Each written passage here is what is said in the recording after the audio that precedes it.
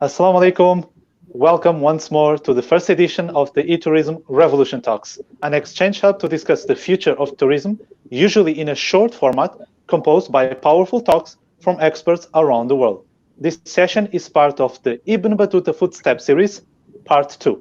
We bring top global innovators to give us their advice and guidance into their areas of expertise. Welcome to this fantastic talk. I'm your host, Abdul Sakur. And today I'm honored to have three leading halal tourism experts in our program. Welcome to everyone. Thank you. Thank you. Thank you. Can you please, each one of you, take a minute to introduce yourselves, say your name, what you do, and where you are based, please? Thank you. Brother Aftab, please. Yes, my name is Aftabur Rahman Rana. I'm based in Islamabad, the capital city of Pakistan. I'm president of Sustainable Tourism Foundation and also a member of National Tourism Coordination Board and also the member of Board of Directors of Pakistan Tourism Development Corporation, which is the national body for the promotion of tourism in Pakistan. I'm basically associated with travel and tourism since 1988 and have worked in various projects as a consultant, as a manager, as a frontline worker. So I'm still busy with various projects with World Bank and USAID and Asian Development Bank, and also giving a lot of my time voluntarily to the government of Pakistan and also the provincial governments to develop policies and plans and strategies for the promotion of tourism in Pakistan. Thank you, brother. It's a privilege to have you here. Brother Ahmed, please. Bismillah ar-Rahman ar-Rahim. First of all, before I introduce myself, I would like really to thank you, Brother Abdul Shakur, as well to thank you, the World Halal Tourism Exchange, to give me this great and golden opportunity to meet all of you here and to introduce ourselves as well, our companies and our products. My name is Ahmed Sarhan. I am the CEO and founder of Highlands Travel in Jordan and Jerusalem. Highlands Travel based in Jordan, in Amman, the headquarters, and we have almost about 13 branches and representatives worldwide. And Alhamdulillah Rabbil Alameen, our company Highlands Travel is a very good company and successful in the country, and we have very good position here. This is because of the two reasons. All the time I mention this. The first reason from Allah Azza wa Jal, and the second because of the support of all our partners worldwide. I'm so happy to have your brains here with us to share the beautiful things that Jordan and Jerusalem has for us for the next upcoming weeks and months when people can go there. Brother Aftab, please. Sorry, Brother Kamran. Oh, Islam, thank you, Abdul Sakur, and once again, I'll repeat also, thank you for inviting us and to meet such esteemed colleagues and to be in the good company and sharing the best practice and knowledge with our colleagues in this critical time for the tourism industry.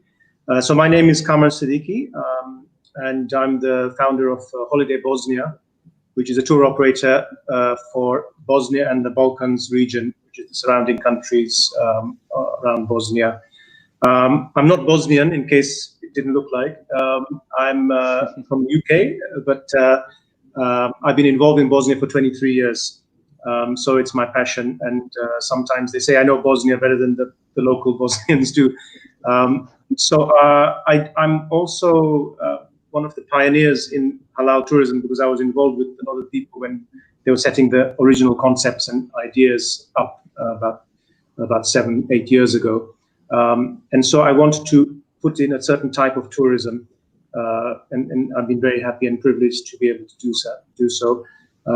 We have offices I'm based in Dubai. We have offices in London, Dubai, and Sarajevo.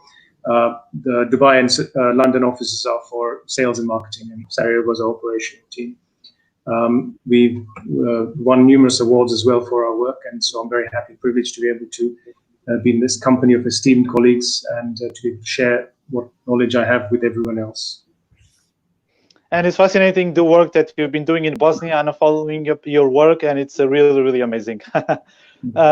So I would start maybe to make a general questions. What type of halal-friendly experiences can a tourist have in each of one of your countries? So I will start maybe the way we've started with introduction. Brother Aftab, Brother Ahmad, and Brother Kamran, please. Thank you, Abdul Shakur. And first of all, thank you very much for the Halal Tourism Exchange for organizing this session. As you know, that Pakistan is very strategically located in Asia Pacific region, and on one side we have the region of Middle East, and on top the China, and then the Europe. So we are right on the hub of the big tourism markets. And being a Muslim country, Pakistan is very much aligned with the needs and requirements of the Muslim tourist and halal tourism, because already the facilities and everything is as per the requirements of halal tourism in Pakistan. So if we look at the country, Pakistan has a very unique endowment of tourism attractions in Pakistan. If you look at the landscape beauty, Pakistan has world high ranking mountains including K2, Nanga Parbat, and hundreds of other peaks above 7,000-meter peaks. You'll be surprised to know we have five peaks over 8,000 meter out of 14 in the world, and more than 5,000 glaciers, and some of them of the longer than even 60, 70-kilometer long. So the mountain part of the North Pakistan is a very, very rich in adventure tourism experiences. People can come and do the mountaineering, rock climbing, paragliding, river rafting, kayaking, canoeing, and various other winter sports. So there's a huge range of adventure tourism available in the north of Pakistan. And then if you move towards south, there are a lot of interesting destinations which have a rich historical past and a cultural background and a very, very diverse living culture of Pakistan. And it's really a country which I believe is a country of contrast. I mean, in a one country, you can find the whole world of tourism attractions, even it's adventure, it's a religion tourism, it's a culture tourism, it's a shopping tourism, it's a sports tourism, many different forms of tourism opportunities we have in Pakistan.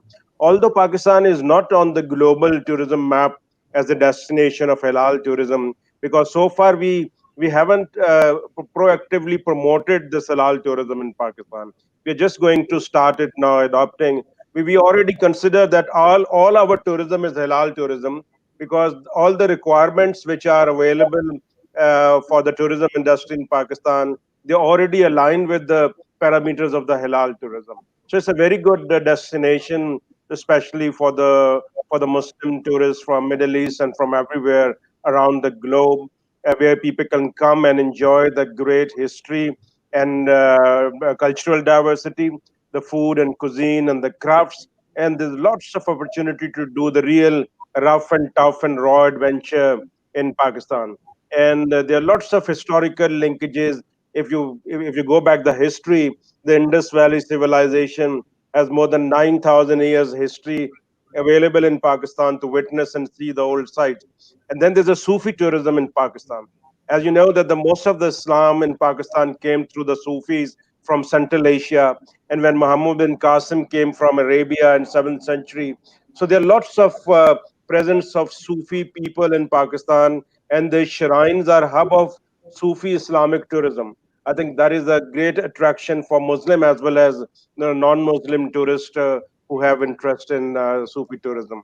So I believe Pakistan is a great destination for halal tourism, and we can make it a really, really good halal tourism product in coming years.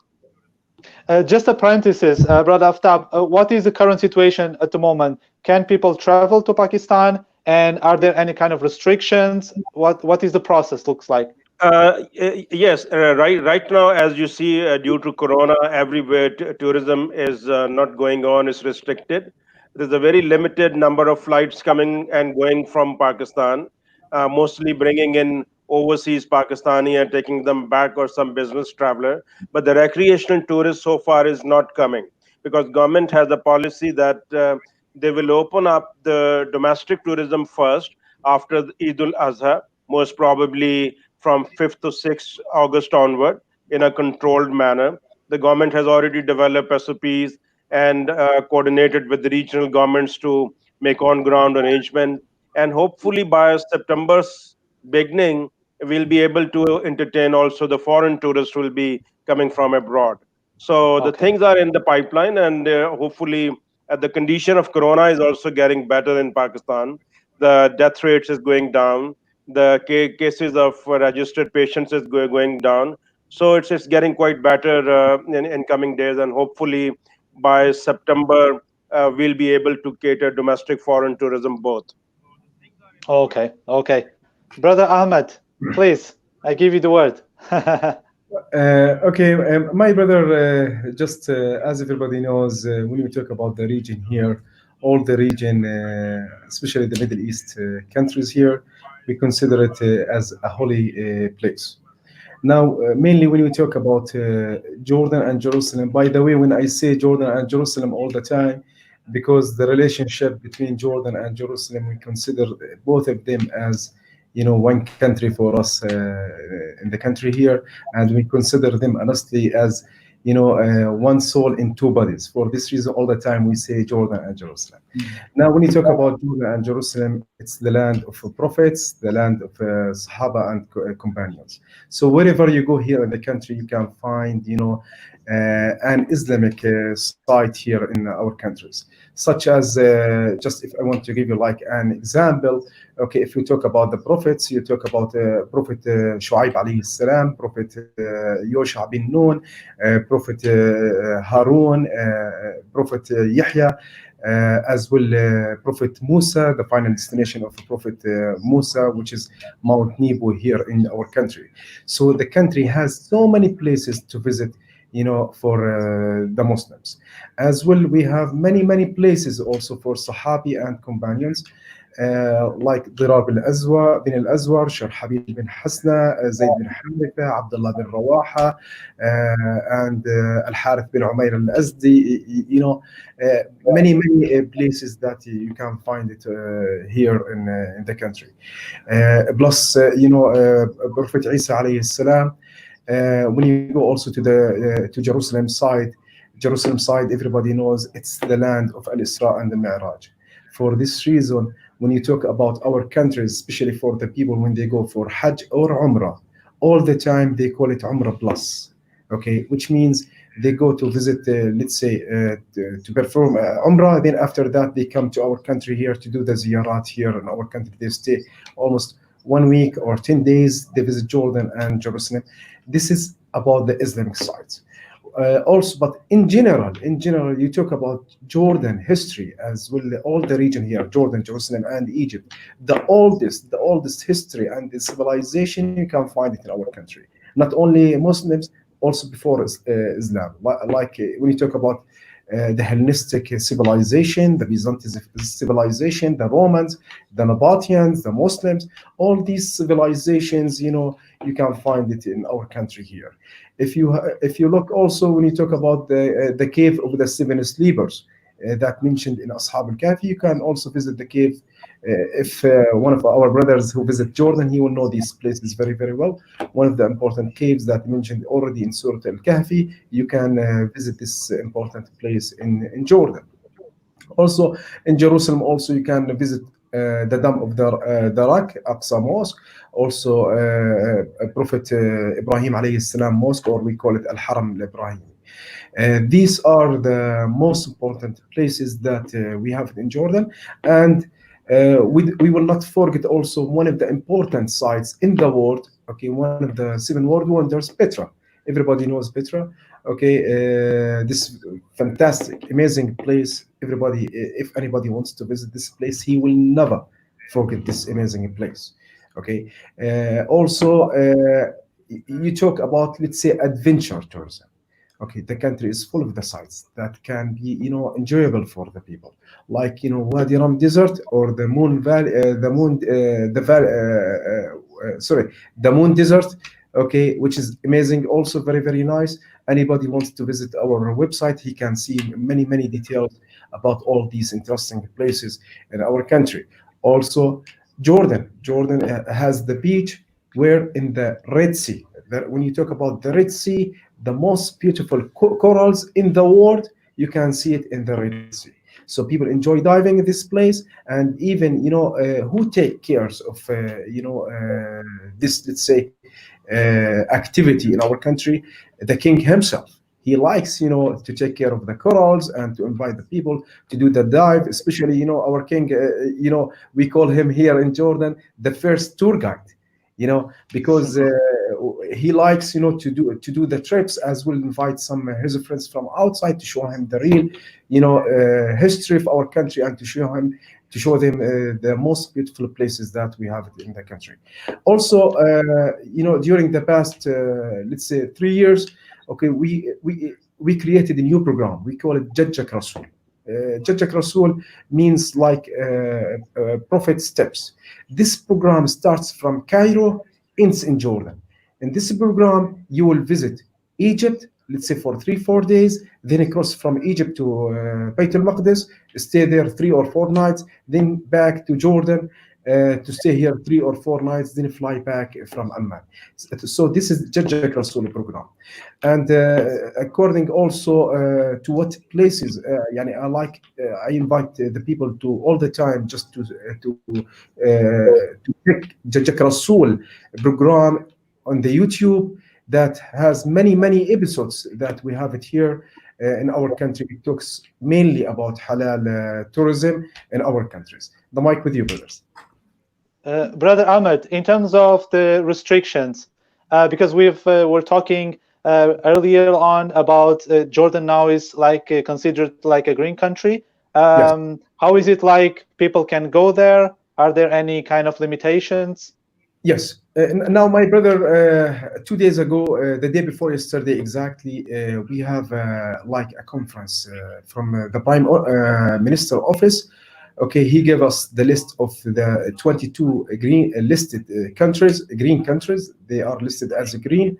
Now, and let me just talk about how we control the situation, especially about the COVID-19 here in our country. Jordan, one of the first countries worldwide that locked down the country very early, exactly in 17 March, in order to control the COVID-19. We were suffering, honestly, just to stay at your house. Is not allowed you to go outside, even to go to the market. Not allowed. The government give us about 1 or 2 days every week just to go to buy your needs from outside. Okay, but what's the good results that we see it after that? Now almost 2 months, okay, or 40 days, we don't have any COVID. People live free. They can go anywhere. They work normally. They travel normally inside the country. Even the masks, the face mask, they do not wear it. Okay, we do not have a new confirmed cases inside the country for almost 1 month. Okay, which means we are relaxed. We live our life normally. We have some new confirmed cases, but just let me give the details about that. Okay, these confirmed cases, they are not inside the country. We people who comes from outside, especially for the truck drivers who comes from other countries, and they come to Jordan through the border. Now the country make a place for them for the quarantine. Anybody comes from outside, he must be in a quarantine for 14 days. So when they stay at the border, and while they are in the quarantine for 14 days, the Ministry of Health check them over there, and they find out some confirmed cases among these people. For this reason, because they are, inside the borders of the country, they are registered, under Jordan name. But inside the country, as our government announce every day, Alhamdulillah Rabbil Alameen, we do not have any confirmed cases. For this reason, the life is free, and we work normally, and we go everywhere without any restriction. The only restriction that we have it nowadays, only one restriction: not allowed to the people to go outside from 1 o'clock in the morning till 6 or 7 o'clock in the morning. For the markets, not allowed to them to open after midnight, and which means, and this is very good, what we will do after this time. Okay, thank you. And Brother Kamran, sorry, what kind of Muslim-friendly experiences can we find? I think the other brother wants to say something. We're going to say Sorry, something. Brother Ahmad, You want to complement anything? Yeah. Now, about the green listed countries, which is very important. Yeah. Now, the government gave us yesterday 22 listed countries. They are listed as green countries. I remember Canada, Italy, Malaysia. Because Malaysia, we have back-to-back groups from Malaysia every day, about 3 or 4 groups. Now, the people, they can come from these 22 countries to Jordan normally without any quarantine. The only thing that we needed from them, just the PCR test to be with them 72 hours before arrival. Now, I know that for these countries themselves, not open yet, like Malaysia, let's say, the government till now did not open the country, and they are still not allowed to the Malaysian people to travel. Now we are in discussion already with the 22 ambassadors inside our country, just to discuss the relationship with them, as well to put Jordan as a green country for them. People, they can fly from these 22 countries to Jordan, and Jordanian also, they can travel to their country without any quarantine from both parties. That's all, my brothers. Please, the mic with you. Thank you, Brother Ahmed. Brother Kamran, the ball is in your side.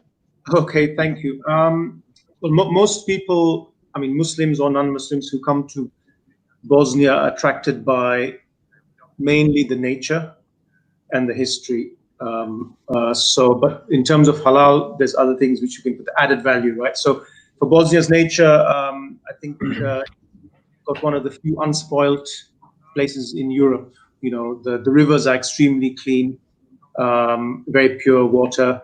Some forests are still, untouched still, since that's very rare in Europe. So the nature is great there. So people come there for relaxation and enjoying the nature. But for Muslims, there's some added value. So Bosnia, of course, has got the very unique culture there. It's 600 years of Islam in the heart of Europe. So you have an indigenous white European Muslim community there.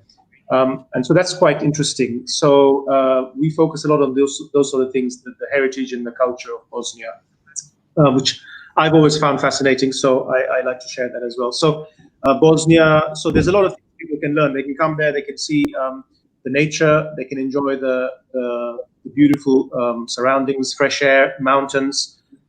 They can learn about the history, how Islam came to Bosnia. I mean, it came basically with Mehmet Fatih, Mehmet the Conqueror from the Ottoman times. So it came all the way there. And also Bosnia has a very unique historical aspects. I won't give a long lecture about it, but it's the only place in the whole history of Islam where everyone became Muslim overnight. So there's some stories behind that, how, because usually it takes generations, right? So this has got a lot of interesting things there. It's got a special nature to it. Besides the history, I mean, there's also war. Of course, people know Bosnia from the war 25 years ago, unfortunately. But there's also stories about the war from World War I, because World War I started in Bosnia, in Sarajevo, almost more than 100 years ago now. And also in World War II, there were some stories there about what happened there. So there's a lot of interesting people who like education and knowledge about history. They'll find a lot of things to see and to learn about in Bosnia. Besides that, there's also very interesting culture, because it's a very interfaith culture. They call it actually the Jerusalem of Europe, right? Sarajevo, the capital city, is called Jerusalem of Europe because there's the Muslims, the Jews, the Orthodox, and the Catholics live there. You can go to one block and you can find, all the 4 religions, their religious buildings in one block. The Jewish people from Sarajevo, they came from after 1492, when the Jews were kicked out of Spain. So the Ottoman Empire welcomed them, and so they came to Sarajevo. So the Jewish community there goes back, since that era. So we can really like to highlight, especially in this current climate of tensions between Islam, everyone is having a bad image of Islam. So one of the things I really like to promote is that, look, Muslims have lived with everyone very peacefully. Of course, there's wars and but they've lived generally peacefully with all the other people. During World War II, when the Germans took over Yugoslavia, which was a former country which Bosnia was part of, they started killing all the Jews. So the Muslims used to hide all the Jews. And one of the most holy books that the Jews had, which is a beautiful book, which is decorated, gilded, was under the floorboards of a Muslim house for 3 years, and the guy would have been killed if he got caught. So these are stories which we like to promote that change people's images about Islam. So of course it's halal tourism, but actually I want to do something more, that we have a message to spread that change your image. If sometimes non-Muslims come to Bosnia, for example, and we have everyone coming, of course, and then we show them some things. We show, okay, look, during the war in 92 to 95, 1,000 masjids were destroyed, but not one single church. So then sometimes people ask the question, okay, why? And then you'll say, okay, in Islam it's not allowed. You're not allowed to destroy someone else. So, we want to start that sort of thought process. So again, being in Europe, it's got a different dynamic, because people will say, well, hijab doesn't belong in Europe. It's alien culture. Then we show them, look, even 50 years ago, women were walking around in full, niqab in the middle of Europe, right? So there's some things which we do in that. So the education culture thing is very interesting. Besides that sort of stuff, the religious side of things, it's also very attractive for Muslims because of the food. It's halal food, and it's excellent standard. The best meat, I can invite you all to come to Bosnia. The best meat you'll ever taste is in Bosnia. It's organic. It's from the mountains. The animals have been raised naturally, and everybody comes there. They love the Bosnian kebab. It's like a specialty. The only thing like I miss a bit is a bit of spices. So if you want some spices, you better bring your own chili sauce. That's the only thing I can say. So besides the nature and the history and the culture, there's also adventure because of the mountains and the rivers. So there's excellent rafting, hiking, biking, horse riding. We also do the 4x4 mountain safaris. We do, if you want, paragliding. So all types of activities can be done there. Another area which would be interesting for Muslims would be winter tourism, because Bosnia in 1984 had the Winter Olympics there. So there's Olympic standard mountains there and facilities there. And for Muslims, it's very nice to come there, because usually they avoid skiing and all these sort of things, because usually in the non-Muslim environments, they have drinking in the hotels, and what they call après ski, and partying. So there are hotels in Bosnia which we can take them to, which are halal, and there's no alcohol served, and it's very good for the family environment. So we have many Muslim guests coming in who never tried skiing before. So we can do the beginners lessons. So they can do the skiing, and they can do the snowboarding, even the snowmobile.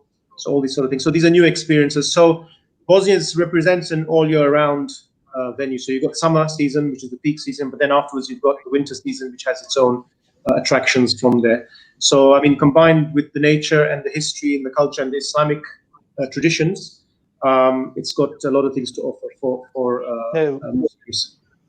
It looks very, very interesting. How is it the situation in terms of travel bans? Do we still have them in Bosnia? Yeah, there was a surge over the last couple of months. There was high corona incidence in the beginning, and then it became fine. It became so stable, and last week they opened up. Flights have been coming since the 1st of June, but they opened up for European Union and Schengen visa holders. That was last week, but my feeling is that it may change, because there's been a spike again in the region for corona, so it may be stopped again. But so far it's open for visitors, and there's various flights are coming in from the Middle East and Europe as well. Okay, interesting. And just a question for maybe people that are listening right now. For example, from Europe, is there any visa requirement to go to Bosnia? No, European Union, no requirements. Or Schengen visa, also no problem. Others have to apply for the visa. So it's visa on arrival for those nationalities. But for others, other nationalities, they'll have to apply. But usually it's quite straightforward. Okay, good. Brother Ahmed, I do the same question. Is it any requirement for visas to go to Jordan? Now, for the visas in our country here, countries we like put the visa type just into three, issues. The first issue, people can arrive to Jordan without having any visa, and they can enter to the country without any visa, nothing. They will be free of charge visa. And the second, people they can buy the visa from the visa counter desk at the airport upon arrival. And the third type also, people they must apply for the visa. Let's say 3 weeks before arrival, we do the visas for them through the Ministry of Interior here in the country. Regarding Jerusalem also same. Some nationalities they do not require any visa; they can enter without any visa. But for the Muslims, let's say like the Far East, Malaysia, Indonesia, Philippines, they do not require. Malaysia or Indonesia, something like that, they must give us the form of the visa list 1 month before arrival. Then we do the visa for them to enter Jerusalem before arrival from our side, also through our office in Jerusalem. Now, the approval of these visas to Jerusalem, almost about 99% of the people they get the visa, except some individual cases like they have legal problem or security issue. So we get a notice not allowed to this person to enter according to some security problems or something like that. So, but the rest for the visas, there is no problem at all. All the visas we can make it in our hand, very easy, as I told you. Okay, thank you. Brother Aftab, how is it in Pakistan like to require a visa at the moment? Because with all these restrictions, do we have like a time frame, or is it something that is being processed by the embassies? Yes, as per the new rules, last year government introduced online visa services and also on arrival visa services. Due to that, there was a quite convenient to get Pakistani visa uh, by putting up document through online and getting an fee slip, and then you can get the visa on arrival at the airport. So there's quite easy process right now for most of the countries. Visa is not an issue to visit to Pakistan. And as I mentioned, that right now, because of the corona crisis, government is not encouraging foreign tourists to come right now. But I hope after Eid, when they will open up visa services, again that service will be available online, and people can get their visa online documentation, and on arrival, the stamping of visa on the passport. That's no problem. Okay, that's good. I would maybe ask you as well, and because we are on a time frame that we're still waiting for things to develop in terms of people can go back to travel. So in terms of the cooperation between governments, hotels, travel associations, do you think that there has been collaboration in Pakistan, Jordan and Jerusalem, and in Bosnia, so that people are more reassured that when they travel that they are safe? Mr. Aftab, please. Yes, Pakistan has a National Tourism Coordination Board, which is called NTCB. At the local level, we have the representation of all the provinces and the private sector tourism trade associations on this board. So there's a good mechanism available right now in the country to coordinate things at the national level.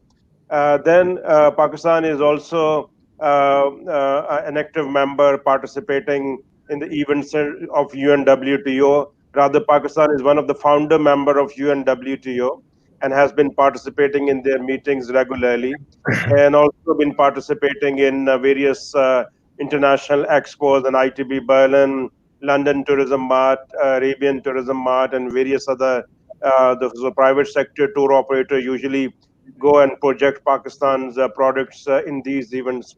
As far as the regional level organizational cooperation, I think in 2021 we are having one of the regional meeting in Pakistan, in which most of the Asia Pacific and Middle East countries minister will be coming to Pakistan. And also we are expecting that the government is holding the World Tourism Forum 2021 in Pakistan. So large number of world tourism leader will be visiting Pakistan. You see the new government under the leadership of Imran Khan is putting up a lot of effort to promote tourism in the country. And recently, they have developed a national tourism strategy, and the NTCB is working on developing a national tourism brand, which will have different product, including halal tourism as well as a new tourism product. So that will be most probably launched as soon as conditions are improved in Corona, hopefully along the World Tourism Day in September, maybe, or a little bit later. So things are very much aligned now, and Pakistani government is very much supportive in terms of developing regional cooperation and international cooperation and bringing stakeholders together, and promoting the best practices of sustainable and halal and other forms of tourism in Pakistan. Okay.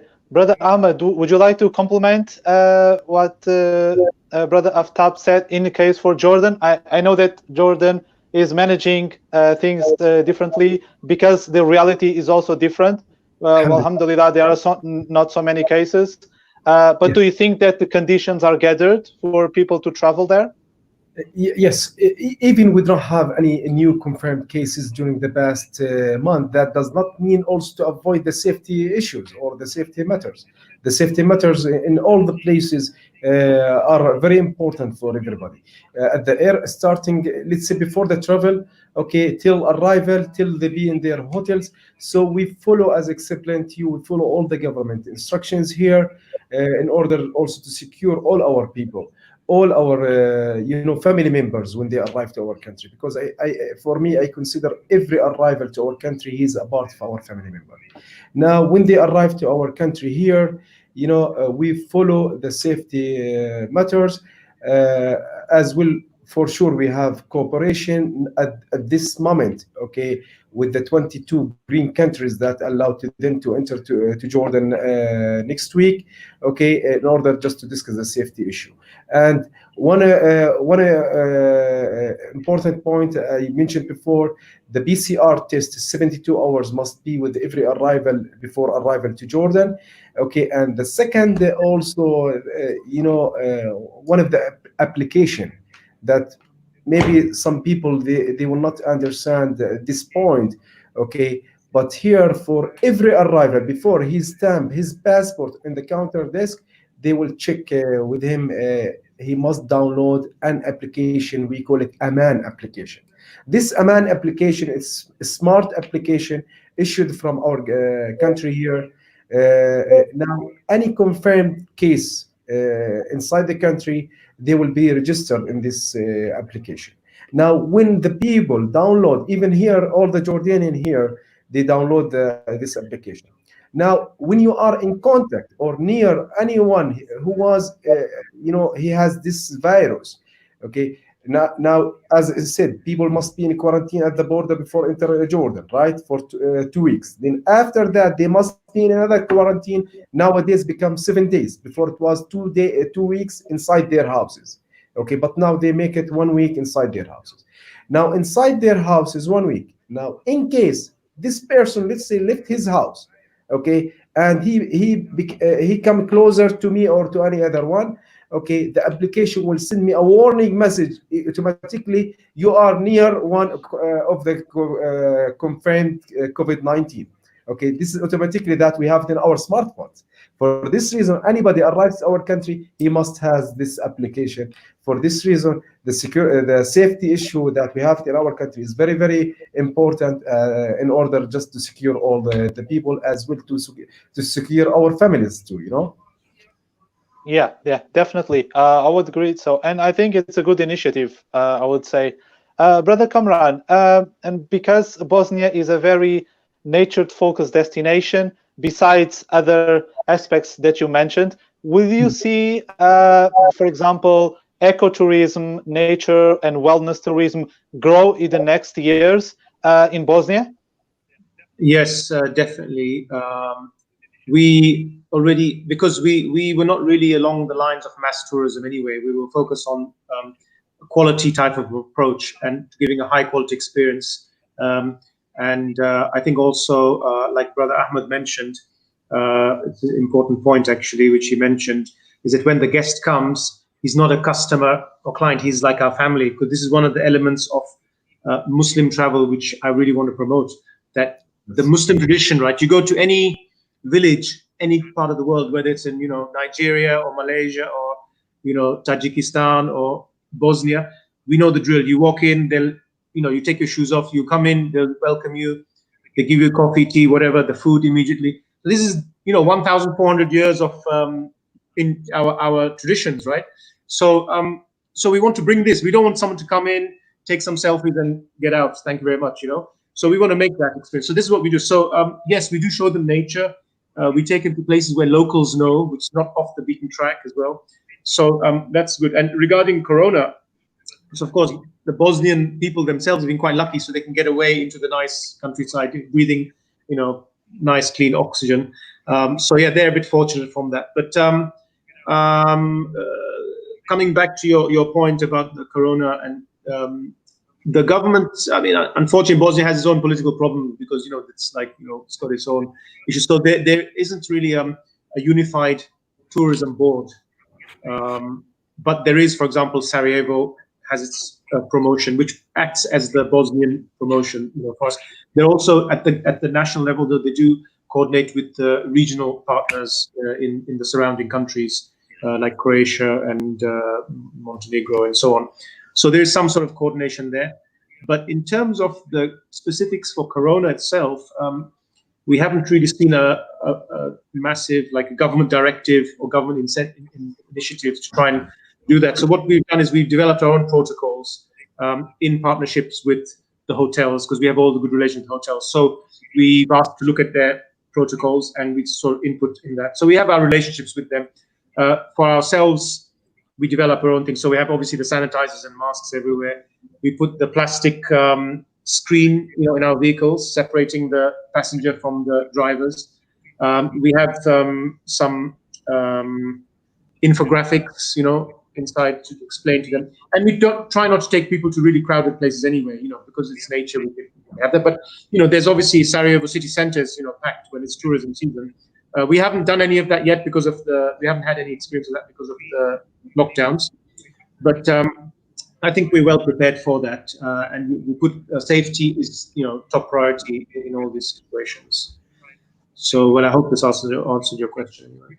Okay, yeah, no, that's thank you very much. I think it's now it's a stage that people are doing their work locally, and we'll see how things are developing. But at least there is a, let's say, contingency plan for people to get to travel again. And I think this is really good because as a traveler, we need to have this kind of reassurances. I would like to ask now. So as a traveler, and this is like a more or less like a healthy competitive question, in a way that I have a budget to travel and I want to go to the 3 places, but I can only go to one. Either is Pakistan, Bosnia, or Jordan. What makes your destination unique? Brother Aftab, please. Very tricky question. You see, I believe every destination something has unique in itself. I mean, it's not you can compare Jordan with Bosnia or Bosnia with Pakistan.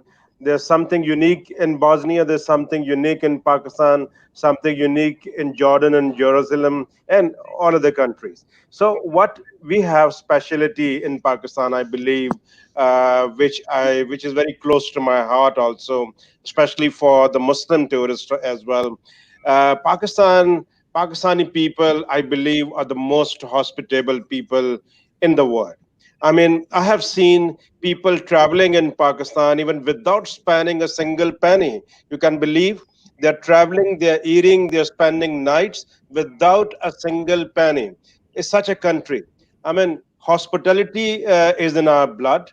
And Pakistani people, wherever you go, if they're poor, they're middle income, they're rich, whenever they meet foreigners, they're Muslims or non-Muslim, they open their heart, they open their houses, and they do their best to make them comfortable.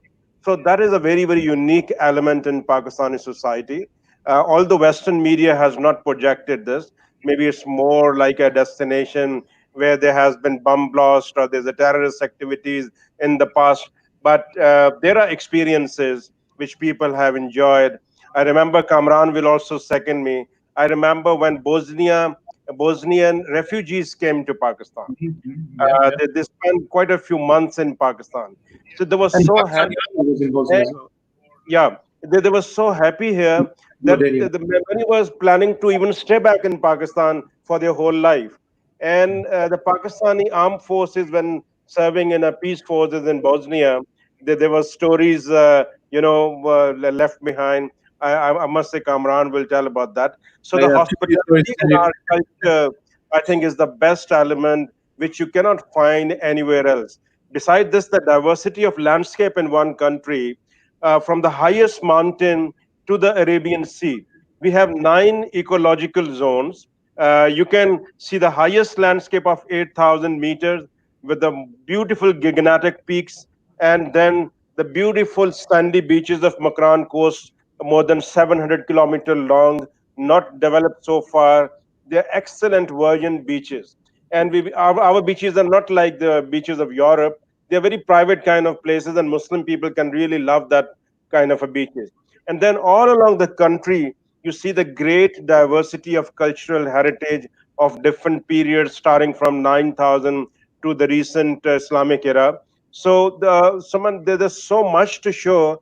We don't have time, otherwise I could have shown you some pictures of different places. And especially for the We will have Muslim, another session, inshallah. yeah, and especially for the Muslim tourists, if you want to see the most elegant and beautiful mosque anywhere in the world, Pakistan is a place. The historical mosques, which were built in 9th century onward, and their architecture is so great. And you see, Pakistan is a place which is a crossroad of different cultures. So we have a kind of amalgamation of various cultures in Pakistan, in the form of architecture, in the form of food, handicrafts. Women will love to buy the handmade stuff in Pakistan, the dresses, food, I mean, the bangles, the jewelries, and they'll I mean, there's so much to buy. There's so many colorful bazaars, and the products are really cheap. I mean, in Pakistan, you can travel in $10 and you can travel in $300. It depends how much your pocket can afford. Or you can travel even without spending anything, as I told you. Many people have been traveling like this. So is this a unique element in Pakistan in terms of the hospitality and great diversity of landscape and culture? Thank you, thank you. Oh, well, it's difficult to beat that. Brother Ahmed. Yes, my brother. And honestly, with this question, to be honest with you, you sent me back for many years ago.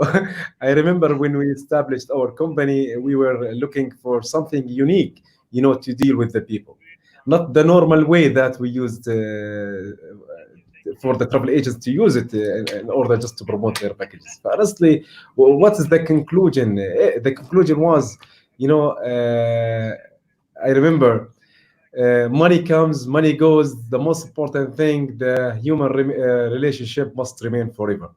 Okay, for You got this a reason, point there.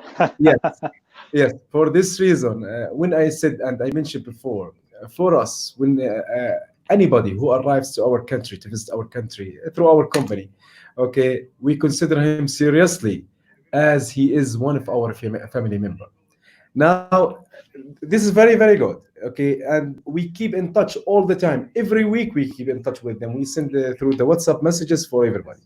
Now, according to our statistics, let's say the last year, almost about 12,600 people we brought from outside, and the year also, the previous year also, almost about 10,000, something like that. So you are talking, we brought in the previous 5 or 6 years about 100,000 people.